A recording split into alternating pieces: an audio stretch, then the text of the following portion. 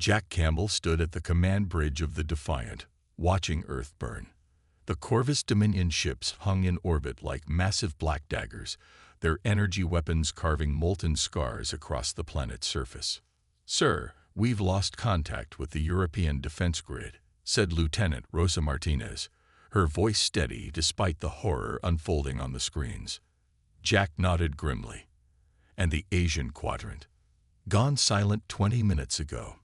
The lunar colonies are still holding, but they won't last long." No one had expected the Corvus to find Earth. Humanity had only learned of the alien empire 3 years earlier when they destroyed the first human colony on Proxima Centauri. Since then, the Corvus had methodically hunted down human settlements across nearby star systems. No one knew why they hated humans so intensely. They never communicated, never took prisoners. "Commander Campbell," a voice called from the science station. Jack turned to see Dr. Olivia Wright, her lab coat stained with what looked like engine oil. "I need to show you something immediately." Jack followed her to her makeshift lab. The Defiant wasn't designed for scientific research, but when the attack began, Wright had been visiting from the Lunar Research Facility and was trapped on board. "I've been analyzing the debris from that scout ship we managed to damage last week," she said, pulling up diagrams on her tablet. "Their shield technology has a resonance pattern. Look here," she pointed to a wavelength display. "Their shields vibrate at this exact frequency. If we can match it precisely with our weapons, we could punch right through." Jack finished her thought. It wasn't much, but it was the first weakness they'd found in Corvus technology. The ship rocked violently. Alarms blared. "We've been targeted," Rosa's voice announced over the comm. 3 Corvus destroyers on approach vector." Jack rushed back to the bridge. "Get me Admiral Blackwood." The screen flickered to show Susan Blackwood's face, smoke filling the background of her command center on the lunar base. "Campbell, we're losing this battle," she said without preamble. "We've lost contact with 70% of our colonies across all systems. Earth defenses are failing. Dr. Wright may have found something, a weakness in their shields." Blackwood's expression hardened. "Then you need to get her out of here. Now, take the Defiant and whoever else you can save. I'm ordering Protocol Omega." Jack felt his blood turn cold. Protocol Omega was a last resort, scattering what remained of humanity's forces and going into hiding. "Admiral." "That's an order, Commander. The knowledge you have might be humanity's last hope. We'll cover your retreat." Before Jack could protest further, a massive explosion rocked the lunar base. The transmission cut off. "Sir, the Lunar Defense Fleet is engaging the Corvus ships," Rosa reported. They're forming a blockade to give us a path out." Jack swallowed hard. "Send the evacuation signal to all remaining ships in our fleet, and contact all science vessels still intact. Tell them to rendezvous at Haven coordinates." As the Defiant accelerated away from Earth, 3 other ships fell into formation behind them, the last remnants of humanity's once proud Space Force. On the observation deck, Dr. Wright stood silently watching as her homeworld grew smaller. "Those monsters think they've won," she said when Jack joined her. "They think they've broken us." "Have they?" Jack asked quietly. Wright turned to him, her eyes fierce with determination. "They've destroyed our worlds, Commander, but they haven't destroyed our spirit, and now we have something they don't expect." "What's that?" "Knowledge," she said, holding up her tablet with the shield frequency data. "And nothing is more dangerous than a cornered species with nothing left to lose." As Earth vanished from view, Jack made a silent promise to return. The Corvus thought they had dealt humanity a killing blow. They thought this was the end. They were wrong. This was just the beginning. 3 months had passed since Earth fell. Haven was not much to look at. A hollowed-out asteroid in an uncharted system, far from any mapped trade routes. Inside, humanity's survivors had created a makeshift colony. Power cables hung from rough-hewn ceilings. People lived in compartments never meant for human habitation. Jack walked through the crowded main corridor, nodding to faces he recognized. 4 ships had escaped Earth that day. 7 more had joined them since, stragglers from fallen colonies who had received their distress beacon. "Commander," called Peter Novak, waving from his workshop door. The engineer had dark circles under his eyes, but his smile was genuine. "I think we got it working."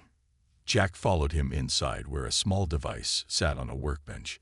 It didn't look like much, just a metal box with wires sticking out. "This is it, the stealth field generator." Peter nodded eagerly. Based on Dr. Wright's frequency analysis, it should bend Corvus scanning technology around any ship it's installed on. "We'll be invisible to them." "How many can you make?" "With our limited resources, maybe enough for 3 ships, but I'm working on making them smaller." It wasn't much, but it was progress. Jack continued to the command center where Admiral Blackwood had established her headquarters. Susan Blackwood had been on a diplomatic mission when Earth was attacked. She was now the highest-ranking military officer left alive. "Jack," she said as he entered. "Just in time. Maya has a report." Maya Patel stood beside a star map. Before the attack, she had been a military strategist for the Earth Defense Force. Now she was their best hope for understanding how the Corvus thought. "I've been analyzing their attack patterns," she said. "The Corvus aren't just destroying our colonies. They're methodically sweeping through this arm of the galaxy. Look." She pointed to a series of red marks on the map. "They follow specific paths, never deviating, almost like they're searching for something. Or running from something," said Olivia Wright, who had just entered. "Sorry, I couldn't help overhearing. But think about it. Why conquer so aggressively unless you're desperate?" "Speculation won't help us right now," Blackwood said firmly. "What we need is a win, something to show our people we can fight back." Jack nodded. "Peter's stealth tech is ready for testing, and we've spotted a Corvus scout ship patrolling the Hyades cluster. If Olivia's shield frequency data works, we could take down a Corvus ship," Blackwood finished. "That would be a huge morale boost." "It's risky," Maya warned. "If they track us back to Haven." "We can't hide forever," Jack said. "Sooner or later, we have to show them that humanity isn't defeated." 2 days later, Jack stood on the bridge of the Defiant as they approached the Corvus scout ship. The vessel was small by Corvus standards, but still 3 times the size of the Defiant. "Stealth field holding," Rosa reported from her station. "They don't see us." "Weapons range in 30 seconds, said the tactical officer, Neil Bishop. "Shield disruptors ready." Jack felt every muscle in his body tense. "Remember, 1 clean shot through their propulsion system. We disable, collect whatever data we can, and retreat." The Defiant glided silently behind the Corvus ship. At Jack's command, they fired. The modified weapon struck precisely where Olivia had indicated.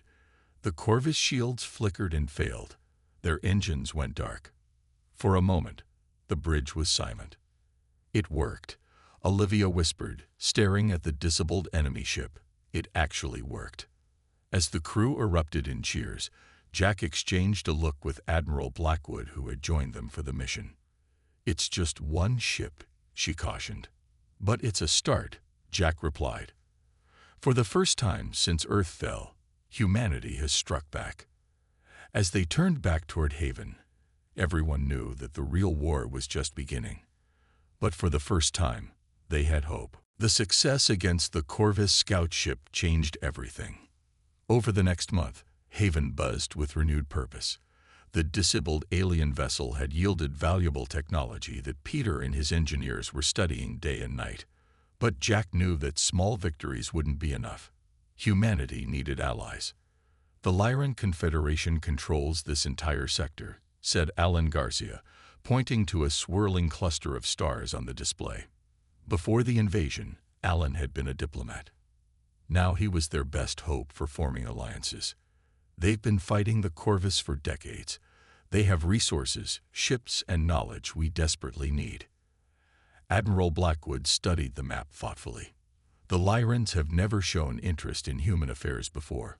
Why would they help us now?" "Because we have something they want," Olivia said, stepping forward with a datapad. The shield frequency technology. It's the one advantage they've never had against the Corvus. The meeting ended with a decision. They would send a small delegation to meet with the Lyrans at a neutral trading post in the Vega system. Jack, Olivia, and Alan would represent humanity's case. 3 days later, their ship docked at the trading post, a massive space station where dozens of alien species conducted business. Jack had never seen so many different life forms in one place. The Lyrans were easy to spot, tall, slender beings with silver-blue skin and 4 arms. "Remember," Ellen whispered as they approached the Lyran delegation. "Show respect, but not weakness. They value strength above all." Ambassador Zalthor towered over the humans, looking down at them with large, pupil-less eyes. "The fallen ones seek aid," he said, his translator converting his musical language into English. "Why should the Lyran Confederation care about the fate of such a young, reckless species?" Ellen stepped forward. "Because we share a common enemy, and because we offer a gift." He nodded to Olivia. She activated a holographic display showing the shield frequency data. This technology allowed us to penetrate Corvus defenses, something even the Lyran fleet has failed to do consistently. Zalthor's eyes narrowed. "Convenient claims from desperate refugees. We can prove it," Jack said firmly. "Allow us to demonstrate on a Corvus target of your choosing." The Lyran conference room fell silent. The other Lyran officials whispered among themselves. "You are either very brave or very foolish," Zalthor finally said. "The Corvus have hunted your kind to near extinction. Why fight when you could hide and survive?" "Because that's not who we are," Jack replied. "Humans don't surrender, not when everything we love is at stake. We fight, even against impossible odds." "A touching sentiment," Zalthor said dismissively. "But sentiment does not win wars." Suddenly, alarms blared throughout the station. A Lyran officer burst into the room. "Corvus vessels approaching. 3 destroyers." "They must have tracked us here," Olivia said, horrified. Zalthor turned to his officers, barking orders. Then he faced the humans again. "It seems your presence has brought the war to our doorstep. Perhaps now is the time for your demonstration." Within minutes, Jack found himself on the command deck of a Lyran warship alongside Zalthor. The massive vessel moved to intercept the approaching Corvus ships. "Your shield technology," Zalthor said. "Install it now, or we all die." Olivia worked frantically with Lyran engineers, adapting their frequency disruptors to the alien weapon systems. As the first Corvus shots slammed into the Lyran shields, Jack felt the ship shudder. "Ready," Olivia called out. "Fire," ordered Zalthor. The modified Lyran weapons struck the lead Corvus ship. For a moment, nothing happened. Then, like a bubble bursting, the Corvus shields collapsed. The Lyran beam cut through their hull like it was paper. Zalthor turned to Jack, his alien features impossible to read. Perhaps there is something to be learned from humans after all. As the remaining Corvus ships retreated, Jack knew they had gained more than just a battle victory.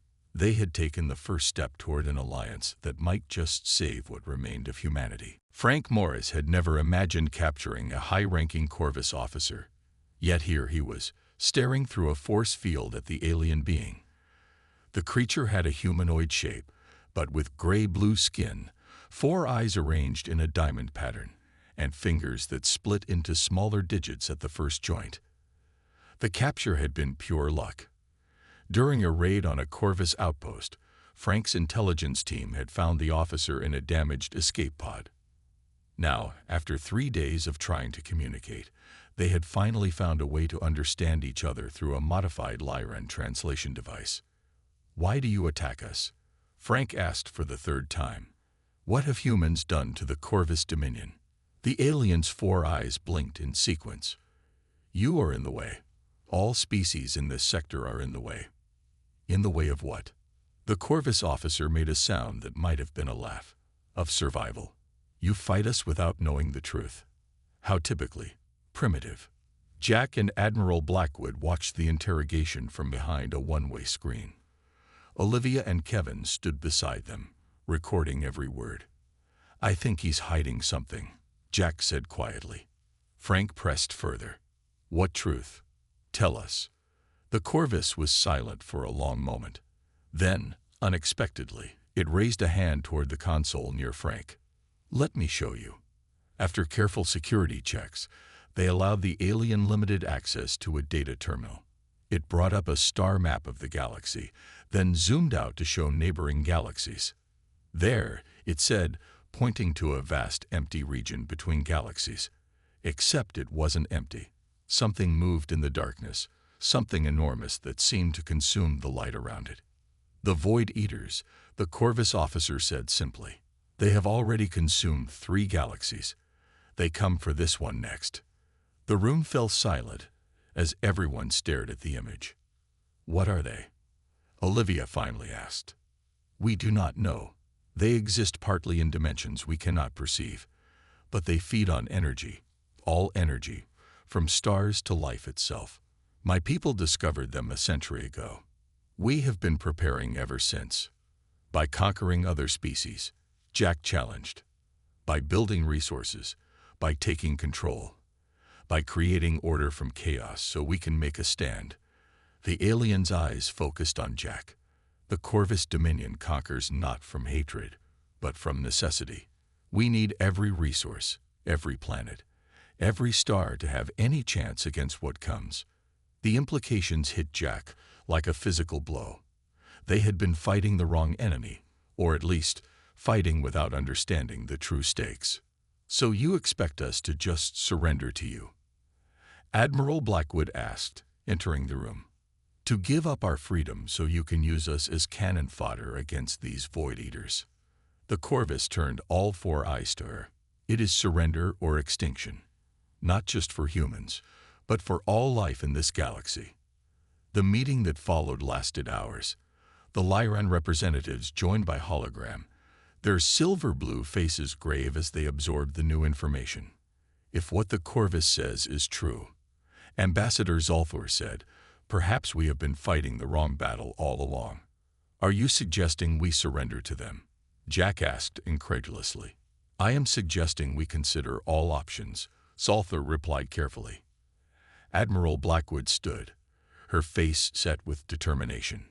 "No, I refuse to accept those are our only choices. Submit to the Corvus or be destroyed by something worse. There must be a third option." "Like what?" Kevin asked. "I don't know yet," she admitted. "But humanity didn't survive this long by giving up when faced with impossible odds."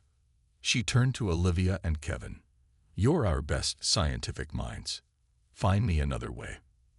As the meeting ended, Jack found himself looking at the image of the Void Eaters again.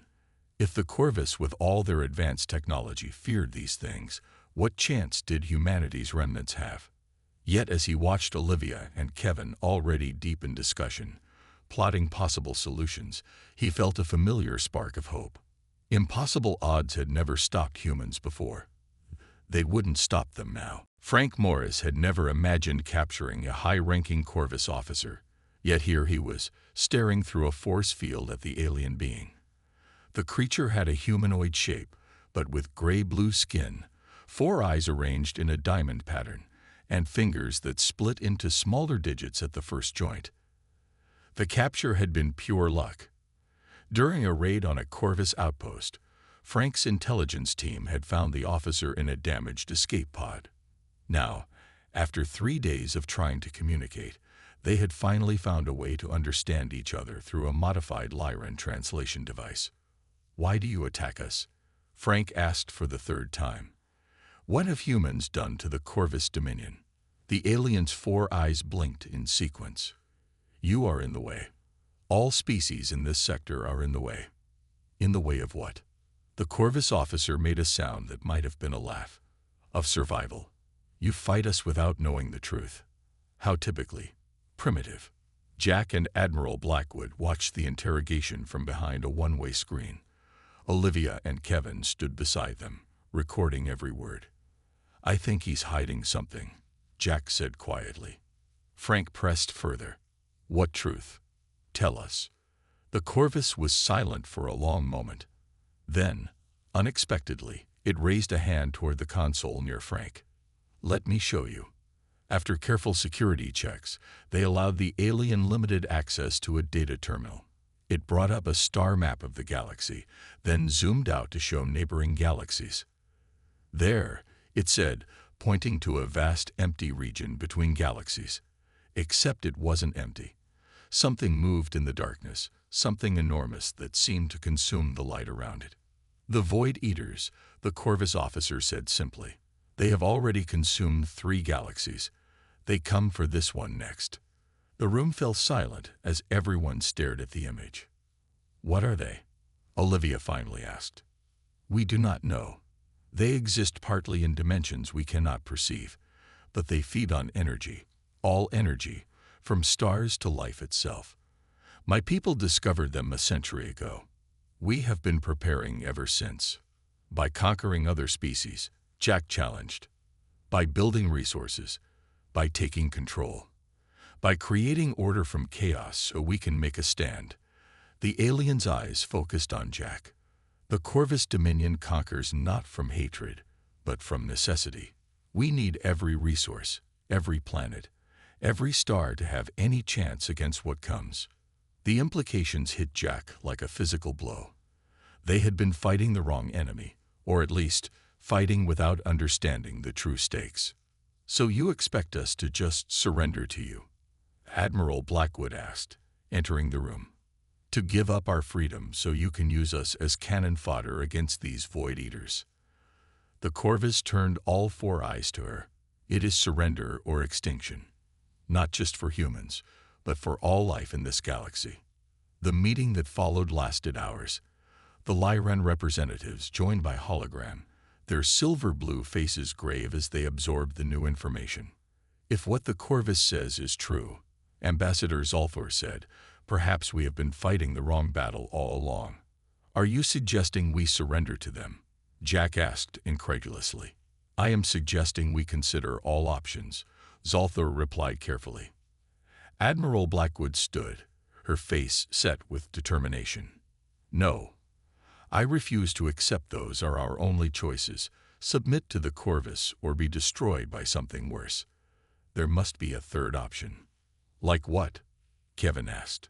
"I don't know yet," she admitted, "but humanity didn't survive this long by giving up when faced with impossible odds." She turned to Olivia and Kevin. "You're our best scientific minds. Find me another way." As the meeting ended, Jack found himself looking at the image of the Void Eaters again. If the Corvus with all their advanced technology feared these things, what chance did humanity's remnants have? Yet as he watched Olivia and Kevin already deep in discussion, plotting possible solutions, he felt a familiar spark of hope. Impossible odds had never stopped humans before. It wouldn't stop them now. For 2 weeks after the Corvus revelation, Olivia and Kevin barely left the laboratory. They emerged with bloodshot eyes and a theory so wild that Jack wasn't sure whether to believe it or worry about their sanity. "We're calling it the Resonance Network," Olivia explained, as she displayed a galaxy-wide map in the command center. "Based on what we've learned about Corvus technology and our studies of the Void Eaters' energy signatures." Kevin pointed to specific points on the map. "If we place specialized devices at these 13 locations throughout the galaxy, we can create a field that might repel the Void Eaters." "Might?" Admiral Blackwood asked, eyebrow raised. "It's theoretical," Olivia admitted, "but it's based on solid science. The Void Eaters feed on energy, but certain frequency patterns seem to disrupt their feeding process." Jack studied the map. 7 of the 13 points were deep in Corvus territory. Even with our alliance with the Lyrans, reaching these locations would be nearly impossible. "Which is why we need the Corvus," Kevin said. "They need to know this plan might work." The captured Corvus officer, who had identified himself as Commander Varric, listened to the proposal with all 4 eyes focused intently on the displays. "Your species continues to surprise me," he said when they finished. "This plan is not entirely without merit, but my superiors would never agree to cooperation. Then help us get to them, Jack urged. If these Void Eaters are the threat you claim, surely your leaders would want to hear about a potential defense. Varric was silent for a long moment. I can provide navigation data for safe passage to the first installation point. Beyond that, I can promise nothing. That was how Jack found himself commanding the Defiant on the most dangerous mission of his life, placing the first resonance device deep in Corvus territory. Beside him stood Varric, now an uneasy ally. 3 Corvus patrol ships approaching, Rosa reported from her station. They'll detect us in 30 seconds. Hold course, Jack ordered. Varric, now would be a good time for that safe passage code you mentioned. The Corvus officer transmitted a series of signals. The patrol ships slowed their approach but didn't stand down. They're requesting visual confirmation, Varric said. Jack nodded, and the view screen activated to show a Corvus captain whose insignia marked even higher rank than Varric's. What followed was a tense exchange in the Corvus language. Finally, Varric turned to Jack. They will allow us to proceed, but they're sending an escort. They don't trust this situation. Can't blame them, Jack muttered. Meanwhile, Diane Rodriguez led a smaller team on an even riskier mission. Using the stealth technology Peter had perfected, they infiltrated a Corvus command ship to steal the navigation data they would need for the remaining installation points. We're in their central database, she whispered to her team as they worked in the dimly lit server room. Download everything and prepare to extract. Back on Nexus, Admiral Blackwood faced growing concerns from their Lyran allies. Ambassador Zalthor paced the conference room, his forearms gesturing in agitation. This plan is madness, he insisted. You risk exposing all our positions to the Corvus on a theory that may not even work. Do you have a better suggestion? Blackwood asked. Because if these Void Eaters are real, neither fighting the Corvus nor surrendering to them will save us. Zalthor stopped pacing. My people have fought the Corvus for generations. You ask us to trust them now. I'm asking you to trust us, Blackwood replied. Humans have a long history of finding solutions where none seemed possible. As Jack's ship approached the first installation point, a dead star surrounded by a debris field, he checked the status of Olivia's device. The small, unassuming cylinder contained technology that combined human ingenuity, Lyran energy manipulation, and Corvus quantum mechanics. We're in position, Rosa announced. Jack looked at Varric, who nodded slightly. Launch the device, Jack ordered. As the resonance device activated, sending out invisible waves of energy in carefully calculated patterns, Jack couldn't help wondering if they were truly making history or simply delaying the inevitable. The device alone would do nothing. It needed all 13 to form the network. And the most dangerous installations still lay ahead. But watching the small green light on his console indicating successful deployment, Jack allowed himself a moment of hope. Perhaps humanity's desperate gamble would pay off after all. The day the Void Eaters entered the galaxy, everyone felt it. A strange pressure, like the air before a storm. The instruments on Nexus went wild, detecting massive energy disturbances at the galaxy's edge. They're here, Kevin said, his voice barely a whisper as he stared at the readings. In the 3 months since Jack placed the first resonance device, they had managed to install 12 more. The last one had been activated just 2 days ago, after a desperate battle that cost them 3 ships. Now they would learn if their gamble had paid off. Admiral Blackwood called all forces to battle stations. The combined fleet of human, Lyran, and even a small contingent of Corvus ships who had broken from their command gathered at the predetermined coordinates. All ships report ready, Rosa said from her station on the Defiance Bridge. Jack nodded.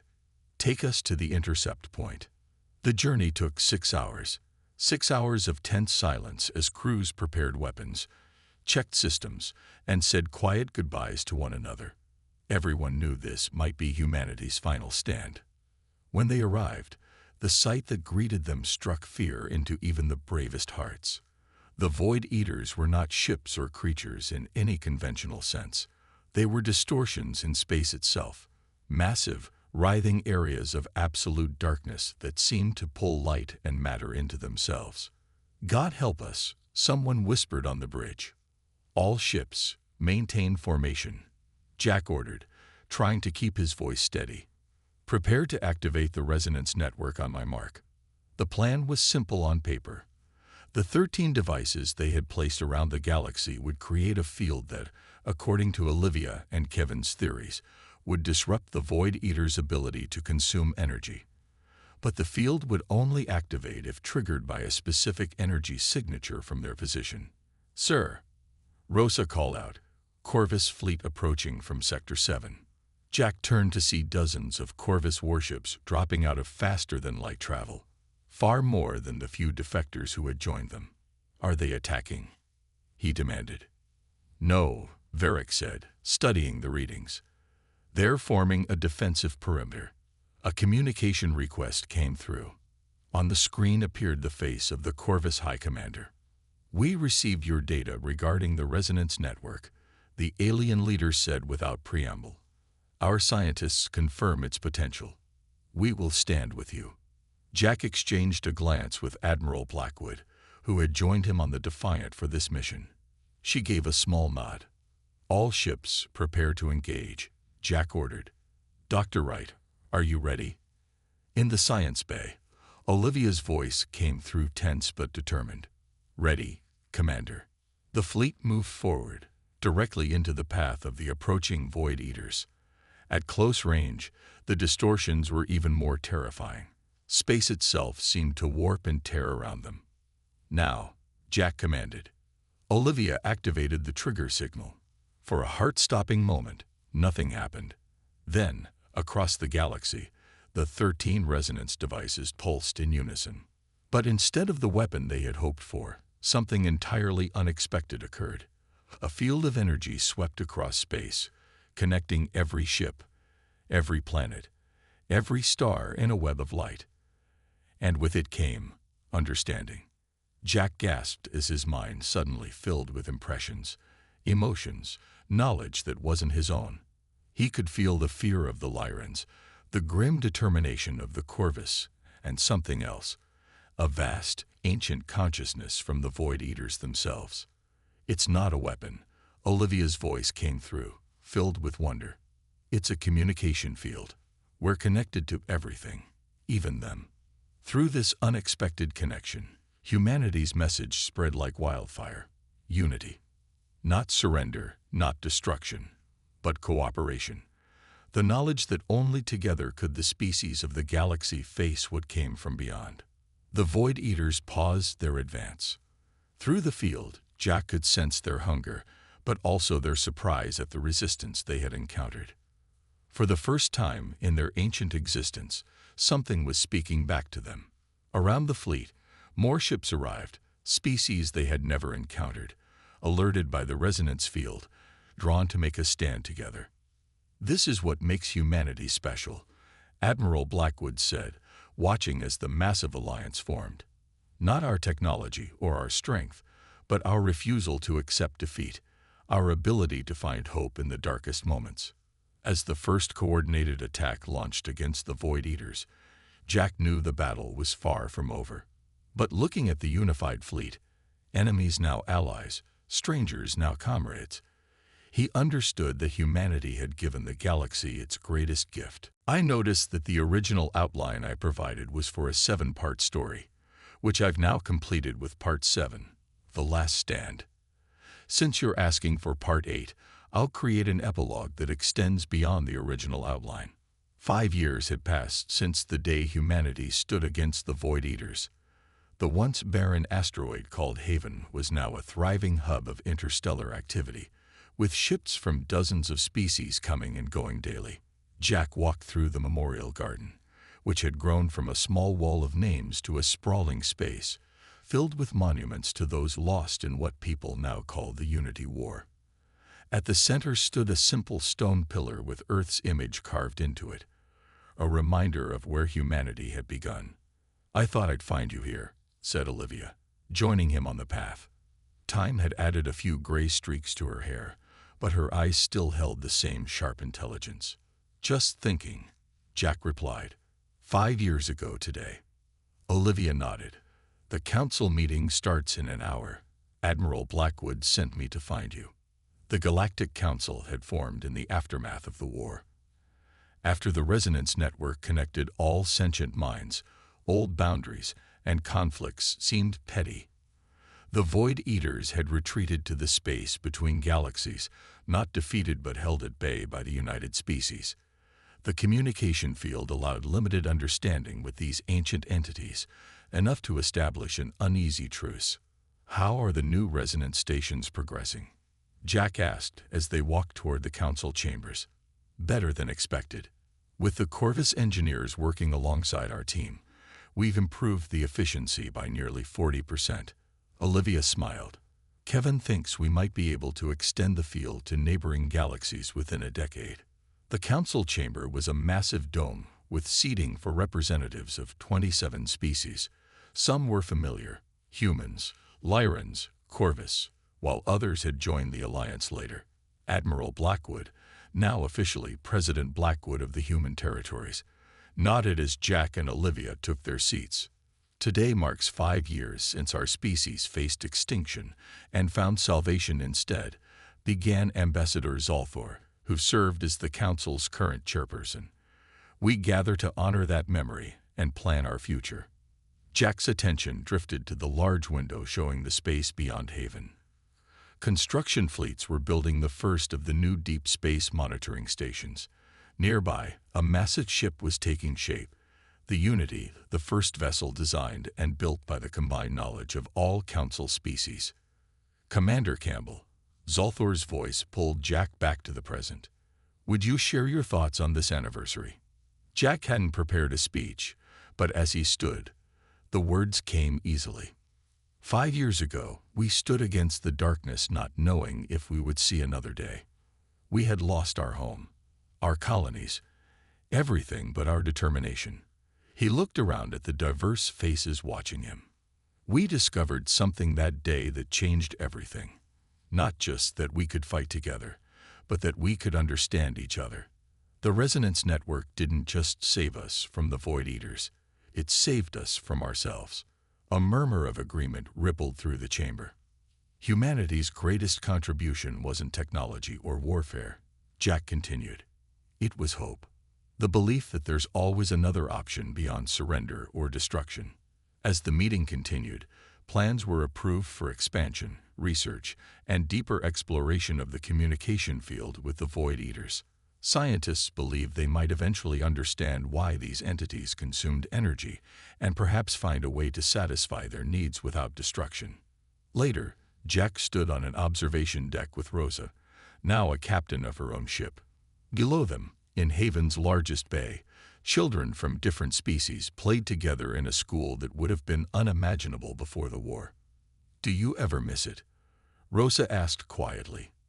The old days, when it was just humanity against the stars. Jack watched a human child helping a young Lyran with a puzzle, their different hands working together naturally. No, he said with a smile. This is better. This is what we fought for. As the stars shone beyond the viewport, Jack thought about how close they had come to extinction. Instead, humanity had found its true place, not conquering the galaxy, but uniting it. Not the last of their kind, but the first of something new. The warning they had issued in desperation had become a promise kept. We stand together.